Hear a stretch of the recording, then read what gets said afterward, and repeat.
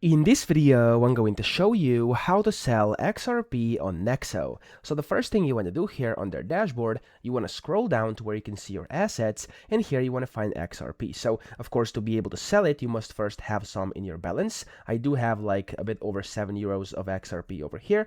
So I simply have to go to the trade button here, and then I want to click on the sell button, and this is going to take me into the sell section where I can essentially select how much of the XRP I want to sell. So I have 4.5 available. If I just do, for example, 4 over here, as you can see, the minimum for this instance is 5.28 XRP, a little more than that. So I can't really do this right now, but if I had that much XRP, for example, if I had like 10 XRP here, of course, I'd be able to do that and then just select how I want to receive this, either in USDX, EuroX, or GBPX, and then you can just click on continue and actually confirm it. And whenever you do that, it's that easy to actually sell XRP on Nexo. So I hope this video helped you out. If it did, please subscribe to the channel and help me out as well.